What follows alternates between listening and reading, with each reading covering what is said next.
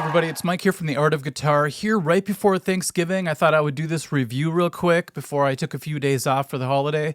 I thought I would do the review for the Eagles concert. It was my very first time seeing the Eagles. I've always wanted to see them live, but it was one of those rare occasions where I had a friend who had an extra ticket, and I thought I just can't pass this up. But I knew it was going to be a crazy weekend because I had the Eagles concert, and then the next day I was going to play a concert where I play in 3 bands, and we have to set up and everything. So I knew I had to pace myself. I couldn't get too crazy at the Eagles concert. You know, you don't want to visit the refreshment section too many times and then rush the stage during Desperado or something. So I get there in plenty of time. My friend was going to meet me out front. He was there with his dad and his uncle and a couple of their friends. So they were out getting pizza. So I had to wait around a little while. And it was kind of funny because I'm outside St. Paul just kind of hanging out by myself. And there's people walking by. Everybody looked excited. But of course, there's the people asking for tickets with the signs, you know. But there was this guy evangelizing. I've seen him a few times, you know, next to the guy who always plays the buckets usually. But this guy was all by himself, just kind of yelling out at everybody about Jesus and how I'm going to hell and all this kind of stuff. And because I was waiting for my friend, I had no choice but to just kind of sit there and listen to him for like 10 minutes. But I mean, he made a few good points. So my friend finally shows up with his dad and his uncle and their friends. And it's kind of funny because they were already in dad joke mode. So my friend's dad and his brother were kind of going back and forth trying to drop in Eagles titles anywhere they could. So I think I heard him say something like, hey, Jim, why don't you just take it easy? And my friend just like, oh my God, Dad, what are you doing? And then his dad's brother's like, sorry, man, I'm just trying to see how far I could take it to the limit tonight. It was just one of those, I almost just said it was just one of those nights. Oh my God, I did it myself. So we had pretty good seats. I actually preferred them to the last concert I saw, which was Tool. Even though those were awesome floor seats, we were only about 7 rows back. The bass was way too much, especially during the opening act. I felt like my chest was ripping open. It was just so intense. So it was kind of nice to be in the first row, but like 12 rows up. So we were on the first level, I should say, 12 rows up, right in front of a tower of speakers. And I knew that wasn't going to be too loud because for a concert like the Eagles, I kind of guessed that they weren't going to turn it up to like Tool or Metallica levels. So I knew that Donald Fagen was in the hospital, so Steely Dan was not going to be opening like originally planned, but they got the Doobie Brothers to step in. I heard they had other acts like Sheryl Crow, and even Vince Gill, who was filling in the Eagles, had his band open up for a few shows. So I was pretty excited about the Doobie Brothers. It's another one of those bands that I listened to a lot when I was a kid, but I didn't really fall in love with them too much. And then right before we took our seats, my friend told me that Michael McDonald was actually going to be with the Doobie Brothers. So yeah, I thought if the Doobie Brothers are playing and Michael McDonald's in it, I'm actually a lot more excited about this. Let's go. So the lights go down, the band takes the stage, and the first thing I see is Michael McDonald's huge white mane of hair. You know, he still has a full head of hair, looking good. You know, he actually kind of looked like Jerry Garcia to me. Meets like the dad from Teen Wolf. Did you play before the movie? They opened with Rockin' Down the Highway, which is a great song. I remember hearing it at a bunch of TV commercials when I was a kid. So I wonder if that was their biggest money-making song in their career. I'm just guessing. I got chills when they kicked into It Keeps You Running. That's one of those songs that I've always loved growing up. And the other members were rocking out like they were 25 years old. You know, John McPhee could play anything. He's rocking out some great jazz licks on the guitar, jazz rock, I should say. Then he whips out this electric violin and he's shredding on that thing, and then a harmonica. I swear this guy could play anything. I was waiting for him to whip out the spoons and start going off. It was cool just seeing Patrick Simmons on the screen because just the way he looks, his face, just his hat and everything reminds me of when I was a kid because they used to be on TV quite a bit when I was growing up. And I remember seeing his face when I was a kid. I'm like, this guy still looks the same from what I remember. It's one of those people that just seems to be the same age their whole life, kind of like Willie Nelson or something. So he was keeping up with John, doing those hot licks on the guitar.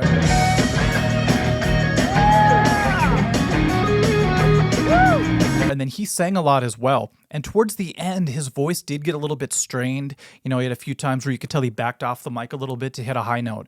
But for the most part, he stayed pretty good through the whole thing. And it was great to see him still rocking. Like I said, they all seemed like they were 30 years younger at this concert to me. You gotta love Mark Russo just for the way he looks. I mean, his long, straight gray hair. It's got a little Allman Brothers look to him. He's rocking the saxophone, and he did not stand still. He was all over the place. And all of a sudden, I could hear the saxophone, but I couldn't see him. And all of a sudden, I hear people cheering. And we look down and he's in the front row. He's like not in the crowd, but he's right in front of the crowd rocking out, hitting those screaming SNL pitches, you know, those crazy saxophone notes that are just like almost dog whistle level. I had to laugh because my friend is a drummer and we both kept looking at the drummer, Ed Toth, I think is how you say his last name. And he has to be one of the most angry looking drummers, even though you could tell he's not angry. He's got such a resting mad face or something. And it's the same thing I have when I play guitar sometimes. I watch videos of myself. I'm like, man, I look really pissed off. So he's kind of got this scowly look on his face, like he's always mad. But that guy can lay down such a groove. And John, the bass player, looks stoic as ever. He always looks like he's sticking his chest out, just happy to be on stage. And to me, he looks like he could belong in the Osmonds or something. I don't know. Is it just me? And of course, a band like the Doobie Brothers needs a next level percussionist. And I'm really bad at pronouncing names, as you could probably tell, but Mark Q held it down. When it was just him and Ed jamming on a few parts together, it sounded like there was 4 or 5 people playing different percussive instruments. That's how incredible they were as a percussion team. And what else do you expect with a band like the Doobie Brothers? You need that big wall of percussion just moving things along. And there's this thing with Doobie Brothers music, they have their own sound, their own style, that if they play multiple songs, sometimes you can lose track. Like my friend got excited when they kicked into Taking It to the Streets, but I had to ask myself, I'm like, didn't they already play this song? And then they started to listen to the music.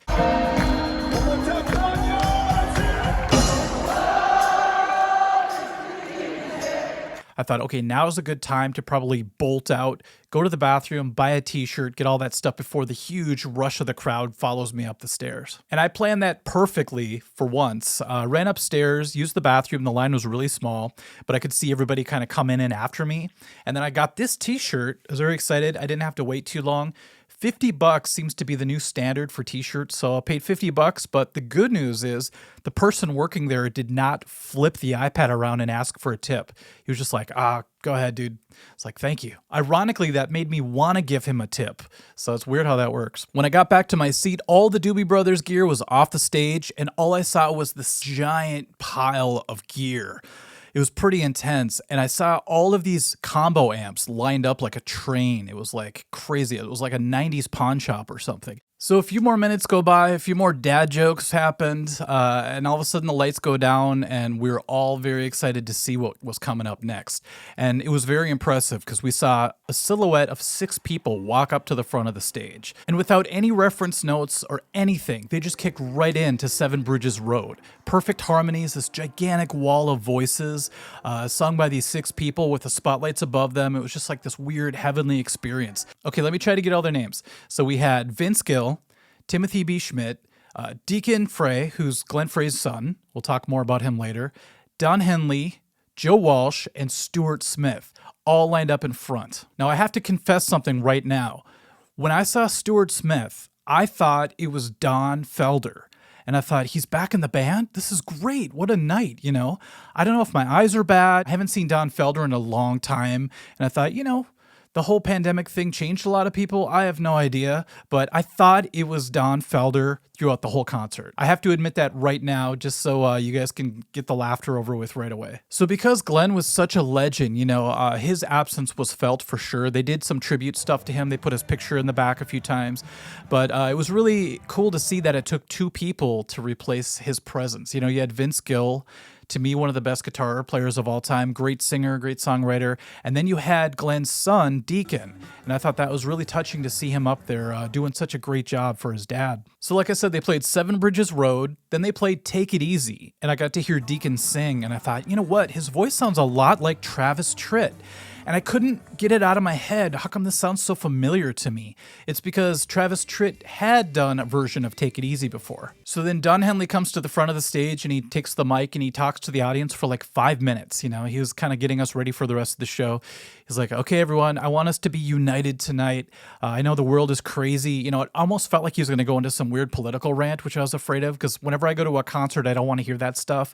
It's like I want to go to a concert to escape all that because I hear it everywhere else, So we're at the concert. He never did go into a political rant, by the way, so that was cool. Then he's like, everybody better either all stand up or all sit down, but let's pace ourselves because we're going to be here till 11 o'clock tonight. So that was great to hear that they weren't going to short us. They weren't just going to play, like a quick set and get out of here or rest up for the next night. They were in it for the long haul, which is cool. The long run. Oh no, I'm still doing it. So my friend Chris, who got me the ticket, actually commented that the band sounded perfect. It was like we're listening to the album, but we were at the concert. And he said it in a positive way, but I sort of thought of it as, if you're at a concert, sometimes you don't want to hear everything so perfect. I didn't know if they were recording the show for like a release that they're going to do, maybe another Hell Freezes Over of some kind, but I wanted some spontaneity. I wanted something to kind of stick out a little bit from the album. And that's when you have to remember that Joe Walsh is in this band. So if you're thinking of a real serious professional band and all of a sudden there's like a jester in the court, that would be Joe Walsh. He plays that part perfectly. So he sat back the first couple songs and really played it cool. But as he started to get more comfortable, he started to emerge as the wild force that he is. And whenever he took a song, things got weird. Like even the graphics on the screens got strange. There was like text, like animated text coming at you, and you felt like you were on drugs even if you weren't. Henley was killing it on the drums back there. People forget that he's such a great drummer sometimes. It's kind of like Phil Collins. You forget, because they're such great songwriters and singers and everything else, that you forget they're rock solid back there behind the kit. And he had another guy play when he wasn't playing, and my friend who's a drummer made the comment that the toms actually sounded different between each player. So it could have been the way they hit, how hard they hit, but it could also be that the sound tech was changing the EQ settings to make them sound different. So with the other guy, it sounded a bit more modern rock when he went down the toms. When Don Henley played, it sounded a lot more like classic rock vintage toms. And this is really cool, but when Henley wasn't on the drum kit, he went over to the percussion side and started playing that.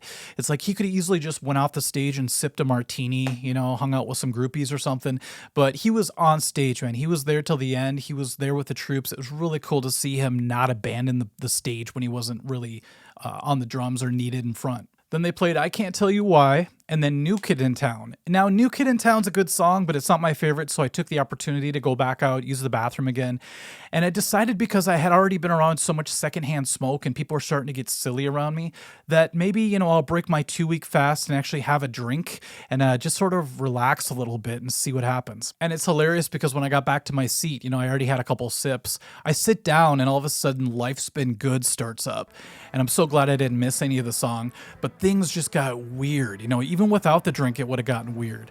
But the screen was being blurry. It had this weird 60s acid trip filter on it. And I had to ask my friend, I'm like, are you seeing that too? Or is it just this drink? And there's just something really funny about seeing Vince Gill playing and singing backup to Life's Been Good, because it's such a corny, it's a masterpiece in my opinion, but it's such a crazy song that seeing Vince Gill, who I always think of as very serious, singing on it was just a trip. There's a point in the concert where Joe Walsh came over to Vince Gill, and Joe Walsh had his Fender and Vince Gill had his Gibson, and they were going back and forth, doing this dueling guitar solo thing. It was really cool to witness as a guitar player. But you could tell that Vince Gill was holding back. If he wanted to, if you know Vince Gill, he could shred with anyone. He's one of those country pickers. He could do all that stuff. Check out the solo in Liza Jane by Vince Gill. That's him playing it. It's so amazing.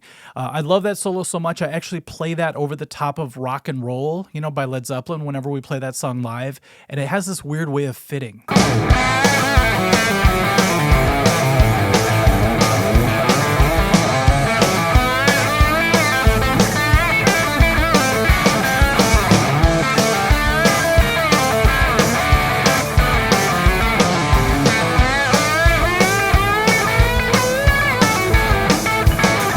One thing I really missed was in Life's Been Good, there's that acoustic walk down part. And Joe played that on his electric guitar, and it just didn't hit the same. I'm so used to hearing the radio version of it with those really sweet stereo acoustics going down that the electric guitar just didn't do it justice. And then Don Henley comes out, and I could tell they were going to play one of his songs because everybody else kind of backed up a little bit. And they kicked into Boys of Summer, which is hilarious because I joked to my friend that they were going to do Boys of Summer because I thought they're never going to do that song. And so my mind is blown that they're playing Boys of Summer at an Eagles concert. I thought that was really cool, but it didn't really fit with the rest of the night. It's funny because Joe Walsh's solo songs fit perfectly to the Eagles vibe, but Don Henley's just seems like it's on another radio station or something, like adult contemporary versus classic rock, at least in my opinion. And I had to rip on Don Henley a little bit for his copyright antics to my friend. I said, I wonder if Don Henley's gonna find the other band members for playing his song in concert. Don, please don't come after me for this video. I beg you. It's just all in good fun. During Funk 49, the crowd got pretty crazy, but crazy is relative. You know, it's just a lot of people that just wanted to chill and have fun. So when an Eagles crowd goes crazy, it's not like back in the old days. You know, I looked at the security guard who's sitting up in front of the stage and he looked so bored. Like the whole security crew was just kind of sitting there, you know, just wondering when's something going to happen. Nothing ever happened. Just people just were very respectful and it was great. But I just thought how funny that is to be a security guard at a big rock concert like the Eagles and not really having to do much. Life in the Fast Lane was incredible. Another song I grew up hearing all the time. And there was one point where everyone in the band is playing a guitar, right? And then between songs, their guitar techs would bring up other guitars. So there was one point where it seemed like there was 12 guitars on the stage. Also, just tons of crew members everywhere. So you'd look up and all of a sudden it looked like the whole stage is just full of people, like they're about to sing We Are the World or something. But really it was just the techs bringing up the gear and taking the other guitars off the stage. But it was just really incredible to think of how many guitars we saw that night and the value of them. Must have been a $20 million guitar night or something. I just totally pulled that number out of the air, but I know it's got to be something like that. Just seeing every member holding an instrument, I was just thinking, man, there's going to be a lot of boomer bends tonight, you know, and there's times when I was just like, how is the sound tech balancing out all this stuff? You know, obviously Timothy B. Schmidt's playing bass, but then, you know, Vince Gill has an electric guitar. Everybody else is playing some acoustic or electric guitar. And Stuart Smith actually stuck with the same guitar for a lot of the country bend songs. By the way, he does an awesome job at emulating steel guitar, like a masterclass he was putting on that night. But it must have been really tricky as the sound tech to balance it out and not just have it be one big wall of guitar mush. So whoever was in control of balancing out all those instruments, I salute you because it sounded great the entire night. And then they just subtly kicked into Hotel California. They didn't make a big deal out of it or anything. Of course, the crowd went crazy. I couldn't believe I was seeing it. And I actually wanted to do like a live video of it. So I was going to do YouTube Live. I don't want to be one of those people that has a bright phone, you know, in front of my face. Everybody behind me would hate me. So I kept the screen brightness down. So I couldn't really see what I was pushing. And I couldn't figure out how to get it to work. I felt like the old person trying to make the phone work, you know. And so half the time I was fumbling with my phone, I realized I missed out on half of the damn song. So that's a great lesson for everybody. You know, I'm doing reviews, so it's a little bit different. I kind of need to get all this footage, but put away your phone at concerts. You're going to enjoy it so much more, and you're going to remember a lot more of it as well. Oh, I should show you this. A big part of me getting this guitar was seeing the Eagles in videos when I was a kid. This Gibson double neck has the 12 string at the top and then the 6 string on the bottom. But Stewart's guitar was the opposite. So when he went to go do the solo, he was actually playing up here, which seemed like a really good idea because it's a lot easier to play closer to you than way down here, you know? So that was really interesting to see because I'm so used to 12 being on top and 6 being on the bottom. I was really surprised because I saw Joe Walsh was playing a PRS, but then I looked closer on the screen, you know, you could see a close-up of the headstock, and it was actually an SE model, which is kind of like a step down version, almost like a consumer version of the really expensive versions of the PRSs, the customs and all that kind of stuff. So that was really cool to see that Joe Walsh, you know, is blue collaring it when it comes to guitars. He could play the SE and not even blink an eye. I wonder if he likes to do what I do, which is buy a mid-range guitar and then just soup it up so it's as good as the high-level guitars, just not as expensive. He actually looks younger than anyone else in the band. And I wonder if that's just because he's so relaxed and he jokes all the time. I think that might be the key to life, to staying young, is just to not be so serious all the time. But when you look at all of the members on the stage that night, you know, obviously except for Deacon, who's a lot younger than all of them, Joe looked the youngest. It was really crazy. But his joke was, I can't believe I was 20 in the 70s and now I'm 70 in the 20s. 70 in the 20s? But I still managed to have some fun. Took me a second to figure that out. I'm like, oh yeah, that's freaking hilarious and clever. I think I'll just hold this the rest of the review just because it's comfortable and I think it looks kind of cool. They kicked into Rocky Mountain Way and I was finally able to get my phone to work and I was able to live broadcast this crazy talk box part.